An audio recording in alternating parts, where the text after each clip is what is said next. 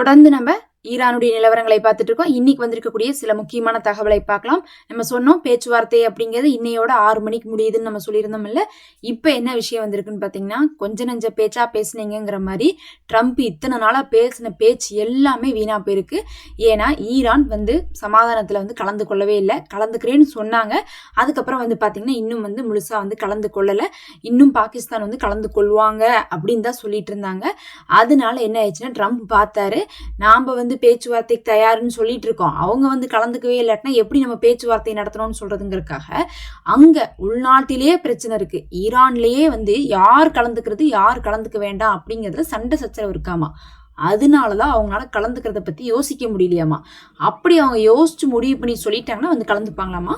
அது வரையும் நாங்க என்ன பண்றோம், வெயிட் பண்றோம் அப்படின்னு இருக்காங்க. இது கூட நாங்களா எடுத்த முடிவில்லை, பாகிஸ்தான் தான் சொன்னாங்க. அவங்க தான் கெஞ்சினாங்க. ஈரான்ல இப்ப நிலைமை சரியில்லை, அவங்களே பாத்தீங்கன்னா யார் வர்றது வரக்கூடாதுன்னு சொல்லிட்டு தெரியாம பேசிட்டு இருக்காங்க. அவங்க எல்லாம் ஒரு முடிவு பண்ணிட்டு வரட்டும், அது வரையும் ட்ரம்ப் நீங்க கொஞ்ச நேரம் வெயிட் பண்ணுங்க ட்ரம்ப் அப்படின்னு கேட்டோம். உடனே ட்ரம்ப் என்ன சொல்லிட்டாராமா, சரி பாகிஸ்தானுடைய வேண்டுகோளுக்கு இணங்க நான் என்ன பண்றேன்னா இந்த போர் நிறுத்தத்தை கொஞ்சம் ஒத்தி வைக்கிறேன். அதாவது போர் சமாதானமாகணும், இல்லாட்டின்னா 6 மணிலேருந்து தாக்குதல் ஆரம்பிக்குதுன்னு சொன்ன இடத்துல இல்ல போர் சமாதானம் ஆகணும் தான், ஆனால் ஆகிறதுக்கு இன்னும் டைம் எடுக்க மாட்டிருக்கு, அதனால நாங்கள் ஒத்தி வைக்கிறோம்னு சொல்லிட்டு இப்போதைக்கு ஒத்தி வச்சிருக்காங்க. அநேகமாக பார்த்தீங்கன்னா ஒரு வாரத்துக்கு ஒத்தி வைக்கிற மாதிரி சொல்லியிருக்காங்க. பார்க்கலாம், அது அப்படியே எடுத்துட்டு தான் போவாங்க அப்படிங்கிறத நம்ம போன வீடியோலேயே சொல்லியிருந்தோம். ஒன்றா 6 மணிக்கு இவங்க தாக்குதல் ஆரம்பிக்கணும், இல்லாட்டின்னா தள்ளி வைக்கணும். ஆனால் இவங்க அதிகமாக தள்ளி வைக்கிறதுக்கு தான் சான்ஸ் இருக்குது, சமாதானம் வரக்கு சான்ஸ் இல்லைன்னு நம்ம சொன்னது தான் இப்பயும் நடந்திருக்குது. அடுத்து இவங்க சொன்னதோட விட்டாங்களான்னு பார்த்தா, பாகிஸ்தான் மிக்க நன்றி, நாங்கள் சொன்ன பேச்சை கேட்டு அமெரிக்கா இப்போது போர் நிறுத்தத்தை தள்ளி வச்சதுக்கு அப்படின்னு இருக்காங்க. எல்லா பிளேமையும் தூக்கி பாகிஸ்தான் மேலே போட்டுடுறாங்க. பாகிஸ்தானும் ஒத்துக்கிறாங்க, ஆமாமா நாங்கள் தான் கேட்டோம், நாங்கள் தான் கெஞ்சினோம், நாங்கள் சொன்னனால தான் அமெரிக்கா கேட்டாங்க. அமெரிக்காவுக்குலாம் போரை நிறுத்தணும்னு அவசியமே இல்லை. ஏன்னா போர் நிறுத்தும் போதே பாகிஸ்தான் கெஞ்சி கேட்டனால தான் நாங்கள் போர் நிறுத்த சமாதானத்துக்கே வரோண்டாங்க அமெரிக்கா. இல்லாட்டினா அது அவங்களுக்கு கௌரவ குறைச்சல், தோத்துட்டோன்னு சொல்லிட்டு ஒத்துக்க வேண்டியது வருமேங்கிறதுக்காக அப்படி சொன்னாங்க. இப்போ பார்த்தீங்கன்னா தள்ளி வைக்கிற காரணமும் அவங்க தான் சொல்லியிருக்காங்க. ஒவ்வொரு தடவையும் எதை கேட்டாலும் பாகிஸ்தான் சொன்னாங்கிறதும், பாகிஸ்தானும் ஆமா நாங்கள் தான் சொன்னோம் அப்படிங்கிறதும் எப்படி இருக்குன்னா, பாகிஸ்தானுக்கு அமெரிக்காட்டிருந்து வர வேண்டிய காசு இதெல்லாத்தையும் வசூல் பண்றதுக்கு அவங்க வேற வழி இல்லாம ஒத்துக்கிறாங்க. அப்ப அமெரிக்காவுடைய அவமானத்தை எல்லாமே பாகிஸ்தான் ஏத்துக்கிற மாதிரி நாங்க சொல்லிதான் நடந்துச்சுன்னு சொல்லிட்டா அமெரிக்கா இதுல தோத்து போல. அமெரிக்கா இது ஸ்ட்ராங்கா தான் இருக்காங்க, அவங்க பாகிஸ்தானுக்காக தான் ஏதோ விட்டு கொடுக்குறாங்கன்னு சொல்றாங்க. ஃபர்ஸ்ட் அமெரிக்காவுக்கும் பாகிஸ்தானுக்கும் என்ன சம்பந்தம்? பாகிஸ்தானோட பேச்ச போய் அமெரிக்கா கேட்க போறாங்களா? அமெரிக்கா எல்லா நாட்டையும் அடக்கி ஒடுக்கிட்டு இருக்காங்க. இவங்க சொல்றத அவங்க சொன்னாங்கன்னு சொல்ல வச்சுட்டு இருக்காங்களோ தவிர மற்றபடி பார்த்தீங்கன்னா அமெரிக்காவுக்கு இது படுதோல்விதான் அப்படின்னு சொல்லிட்டு இன்னைக்கு பல ஊடகங்கள் கழுவி ஊத்திட்டு இருக்காங்க. இந்த லட்சணத்துல நீங்க போய் என்ன பண்றீங்க, யூரோப் கண்ட்ரிஸை கூப்பிடுறீங்க, பிரான்ஸை கூப்பிடுறீங்க, நேட்டோவை கூப்பிடுறீங்க, யாராவது வருவாங்களா? வரமாட்டாங்க. அமெரிக்கா உங்களாலேயே சமாளிக்க முடியல, இதுல நாங்க வேற மாற்றுறதான்னு சொல்லிட்டு தான் அவங்க நினைப்பாங்க. அதனாலதான் அவங்க போர் நிறுத்தம் வரும்போதெல்லாம் நாங்க வரோங்கிறதும், இல்லை போர் ஆரம்பிச்சிருச்சு, அமெரிக்கா போய் அந்த இடத்த தடுத்துட்டாங்க, இனி தாக்குதல் நடக்கிறதுக்கு வாய்ப்பு இருக்குன்னு தெரிஞ்சதுக்கு பிறகு நாங்கள் வரலைங்கிறதும் மாற்றி நடந்துட்டு இருக்கு. அமெரிக்கா இந்த தடவை இந்த போரில் உள்ளே போய் மாட்டிட்டு என்ன பண்ணிட்டு இருக்காங்க, சமாதானம் வர்றதுக்காக முழிச்சிட்டு இருக்காங்க. அவங்களாலேயே முடியல. சொல்ற வீர வசனம் ஒன்று, செய்யறதெல்லாம் ஒன்று. நேத்தே நம்ம சொல்லியிருந்தோம், சும்மா அதை அழிச்சிருவோம் ஈரான்ல சமாதானம் மட்டும் வராட்டினான்லாம் சொல்றாங்க. ஆனால் சொல்ற மாதிரிலாம் செய்ய முடியாது. அப்படி செய்ய முடிஞ்சிருந்தா இவங்க முன்னாடியே செஞ்சிருப்பாங்க, இவங்க சொல்லிட்டு இருக்க மாட்டாங்க நம்ம சொன்னோம்ல. அதை தான் இன்னைக்கு கலிபா அவர்களும் சொல்லியிருக்காங்க.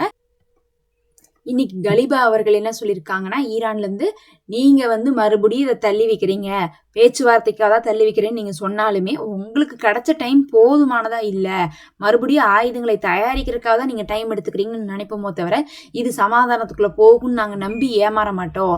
நீங்க அடி வாங்கினவங்க மாதிரி பேசுங்க, நீங்க என்னமோ எங்களுக்கு விட்டு தர மாதிரி பேசிட்டு இருக்கீங்கன்னு சொல்லிட்டு இன்னைக்கு கலிபா அவர்கள் என்ன பண்ணியிருக்காங்க, ட்ரம்ப்புக்கு அகைன்ஸ்டா பேசியிருக்காங்க.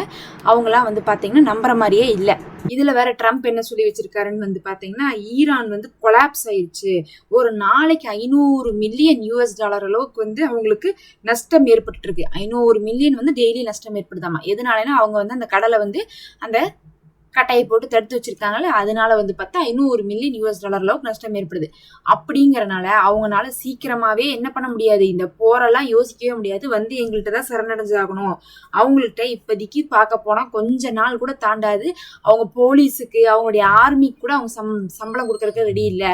அந்த அளவுக்கு அவங்க வந்து அடிபட்டு என்ன ஆயிட்டாங்கன்னா இந்த போர்ல வந்து சிக்காயிட்டாங்க அப்படின்னு சொல்லிட்டு இன்னைக்கு ட்ரம்ப் சொல்லியிருக்காரு. ஃபர்ஸ்ட் வந்து போர் நிறுத்தம் அப்படிங்கிறது கூட அவங்க கேட்கல, நீங்க தான் போரை நிறுத்திட்டு இருக்கீங்க. இதுல வேற வந்து பாத்தீங்கன்னா நீங்க சமாதானத்துக்கு கூப்பிடுறீங்க, அதுக்கு அவங்க வரமாட்டேங்கிறாங்க. அவங்க வரலைன்னா போய் சண்டை போடுறதுக்கு அவங்களுக்கு தைரியம் இருக்கான்னு கேட்டா மறுபடியும் அதை எக்ஸ்டெண்ட் வேற பண்றீங்க.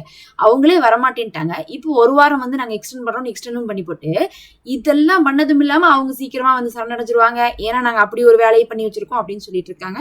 கையோட என்ன சொல்லியிருக்காருன்னா, ஆனா அந்த தடுத்து வச்சிருக்கோம் பாருங்க ஆர்மோஸை, அதை மட்டும் விட மாட்டோம். அதாவது ஈரானுடைய கப்பல் எங்கேயும் போகக்கூடாது, வரக்கூடாது, இப்படி பண்ணாதான் அவங்க சமாதானத்துக்கு வருவாங்க அப்படின்னு சொல்லிட்டு இன்னைக்கு ட்ரம்ப் சொல்லியிருக்காரு.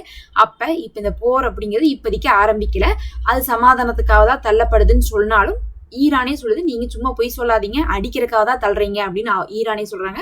இப்போதைக்கு சண்டை இல்லாம இருக்குது. அதே நேரத்துல கடலை வந்து என்ன பண்ணிருக்காங்க, முற்றுகையிட்டு தான் வச்சிருக்காங்க. ஒரு பக்கம் ஹார்மோஸை யார் முற்றுகையிட்டு இருக்காங்க, ஈரான் முற்றுகையிட்டு இருக்காங்க. எந்த கப்பலும் போக முடியல, வர முடியல. நேத்து கூட வந்து பாத்தீங்கன்னா மறுபடியும் கன் ஷூட் பண்ணிருக்காங்க ஈரானு, மத்த நாட்டுடைய கப்பல் வரும்போது. அப்ப மத்த நாட்டுடைய கப்பலுக்கு அந்த பக்கம் வழி இல்லை. அடுத்தது அங்க இருக்கக்கூடிய அமெரிக்கா ஈரானுடைய கப்பலை முடக்கிட்டு இருக்காங்க. 2 கப்பலை சீஸ் பண்ணிட்டாங்க. அப்ப என்ன அர்த்தம், ஈரானுடைய கப்பலை இவங்க விட மாட்டாங்க, மத்த எந்த நாட்டுடைய கப்பலையும் அவங்க விட மாட்டாங்க. மொத்தத்துல ஹார்மோஸ்ல எந்த கப்பலும் போகாது, வராது. அமெரிக்கால போய் தான் நிறைய பேர் எண்ணெயை வந்து ஏத்திட்டு வந்துட்டு இருக்காங்க. இதுதான் இப்போதைக்கு இருக்கக்கூடிய நிலவரம்.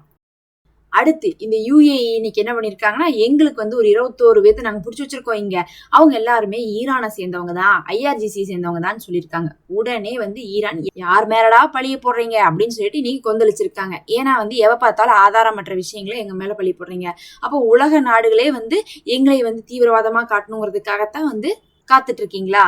இந்த தடவை வந்து போர் நடந்துட்டு இருக்கக்கூடிய நேரத்துல நாங்க அடிச்சிட்டு இருக்கோம், உங்க நாட்டுக்குள்ள வந்து ஸ்பை அனுப்பணுங்கிற வேலையே எங்களுக்கு இல்லை. அதனால யுஏஇல பிடிப்பட்ட 21 பேரும் ஈரானை சேர்ந்தவங்க இல்லை. இது யுஏஇ பொய் சொல்லி போரை வந்து திசை திருப்புறதுக்காகவும் இல்ல போரை ஆரம்பிக்கிறதுக்காகவுமே வந்து இதை சொல்லிட்டு இருக்காங்கன்னு சொல்லிட்டு இன்னைக்கு ஈரான் சொல்லியிருக்காங்க. மறுபக்கம் என்ன பண்ணிருக்காங்கன்னா, மொசாட்டுடைய ஆட்களை ஈரானுக்குள்ள பிடிச்சிருக்காங்க. அது வந்து பாத்தீங்கன்னா எப்பயுமே பிடிச்சிட்டு தான் இருப்பாங்க, ஏன்னா வந்து இவங்க எல்லாம் உள்ள நுழைஞ்சு வேலை செய்யறாங்க அப்படிங்கிறது தெரிஞ்சதாச்சு, அதனால அப்படி பிடிச்சிருக்காங்க. அது இல்லாம வந்து பார்த்தா இன்னைக்கு அமெரிக்காவுடைய ட்ரம்ப் ஒரு 8 பெண்களுடைய புகைப்படத்தை போட்டு இந்த 8 பெண்களுக்கு வந்து என்ன பண்றாங்க, ஈரான் வந்து தூக்கு தண்டனை கொடுக்குறாங்க, தயவு செஞ்சு அவங்களுக்கு கொடுக்காதீங்க ப்ளீஸ் அப்படின்னு சொல்லிட்டு ட்ரம்ப் போட்டிருந்தாரு. உடனே வந்து பாத்தீங்கன்னா அதை வந்து ஈரான் ஏத்துக்கிட்டாங்களாமா. ஏத்துக்கிட்டதுக்கு பிறகு நான் சொன்னதுக்கு இணங்க நீங்க ஏத்துக்கிட்டதுக்கு ரொம்ப நன்றின்னு போட்டிருந்தாரு. ஆனா இன்னைக்கு ஈரான் சொல்றாங்க, நாங்க எப்படா தூக்குல போடுறோம்னு சொன்னோம், அப்படி ஒரு 8 பெண்களை நாங்க தூக்குல போடுறோம்னு சொல்லவே இல்லடா, அப்படி ஒரு லிஸ்டே இல்ல, நீங்களா பொய்யா ஒரு நியூஸை போட்டுக்கிறீங்க, அதை நீங்களே வந்து பரப்பிக்கிறீங்க, அதுக்கப்புறம் நீங்களே அதை வந்து கேன்சல் பண்ணிட்டாங்க அப்படின்னு சொல்லிட்டு உங்களுக்கு கிடைச்ச வெற்றியாக கொண்டாடிக்கிறீங்க. அப்போ உலக நாடுகள் முழுவதுமே ஈரானை பத்தி எந்த பொய் சொன்னாலும் எல்லாருமே வந்து என்ன பண்றீங்க, ஆதாரம் இல்லாம ஒத்துட்டு இருக்கீங்களா அப்படின்னு சொல்லிட்டு கேட்டிருக்காங்க. அப்ப நேத்துல இருந்து வந்து ட்ரம்ப் போட்ட எல்லா போஸ்ட்டுமே ஃபேக்கான போஸ்ட் தான். அப்படி ஒரு செய்தியே நடக்கல, நடக்காத செய்தி நடந்துட்டு இருக்கிற மாதிரியும் அதை நான் தடுத்து நிறுத்திட்டேன், ஈரான் மக்களுக்கு நான் வந்து பாதுகாப்பு வாங்கி கொடுத்துட்டேன்னு சொன்னதெல்லாம் முழுக்க போய் இது தெரியாம எல்லா இங்கிலீஷ் நியூஸ் சேனல் எல்லா தமிழ் நியூஸ் சேனல்லையும் போட்டாங்க. இதெல்லாம் தான் இப்போதைக்கு வந்து முக்கியமான தகவல். பொறுத்திருந்து